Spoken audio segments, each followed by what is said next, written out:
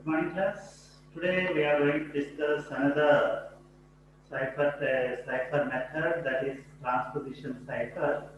So, unlike substitution cipher, transposition cipher is a cipher which will jumbles the message, which we consider as rearranging the characters in a particular message. This cipher is also called as permutation cipher, where we are going to take, we don't substitute the character with new characters.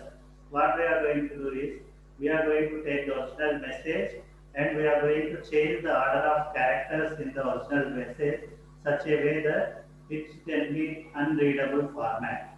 This type of cipher technique is called transposition cipher. So in the transposition cipher, what we are going to do is, simply we are going to change the order of your text. Original text order will be modified. So characters, first character will goes to the second, third line character will comes to the first line, like that. We are going to rearrange the text in the particular message. So this type of cipher we consider as transposition cipher, or we can also call it as permutation cipher. Okay. So the best example for this type of cipher is called rail fence cipher. So rail fence cipher, why we got this name rail fence means, we are going to arrange the um, we are going to arrange the message in such a way that it should be look like a railway track. Okay. So two lines will be there which we are not going to join. So railway track wise we are going to use this type. That's why we call this one as rail fence cipher.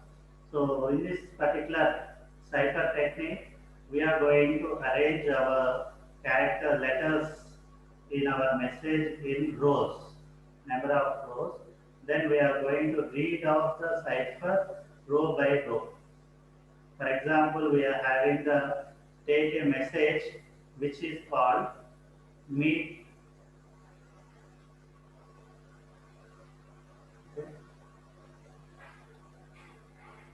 meet me at Toga party. This is the message we are having. If you observe, first line we are going to write MEMET, meet, me. Then we are going to have after, AFTER, after. Then the, TOGA, toga, PARTY, party. So meet me after Toga party, original message. That original message we should write in this format, rows format. Okay, ME, then ET, then ME, like that. Those format we should write. And the cipher text we are going to read as a column format.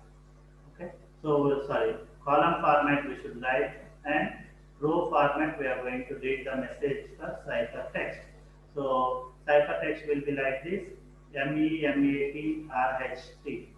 So MEMATRHT.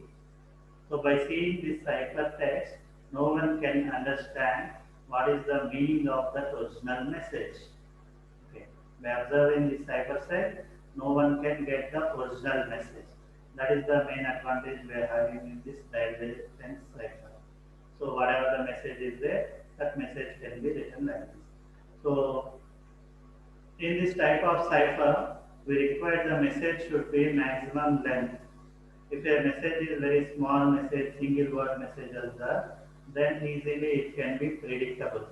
So to make the cipher text unpredictable, the message length should be maximum. That you have to remember. Okay. So another complex transposition method we are having is the row transposition method. Just like the reference, we are going to have the row transposition method. If you observe this row transposition method, we are going to write the letters of a message in the rows over a specific number of columns. Specific number of columns will be there, and then we are going to reorder the particular columns according to some key. So based upon the key, we are going to reorder those columns, and once we reorder those columns, then we are going to read as a text. So for example, if you take the plain text, so write the plain text here. This is the plain text. So write the plain text in the rows format, and then what you are going to do is we are going to write the key.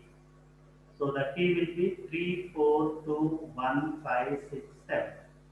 So what we are going to do is we are going to jumble these order. Okay. So what we are going to do, jumble these particular rows, and we are going to get the ciphertext in this format, T, T and P. Okay. So first, then second, then third, we are going to move, and we are going to get the order like this, T, T and P. T, T and A will be there. So we are going to rearrange, and we are going to get that particular text, ciphertext. So this type of transposition method is called row transposition method.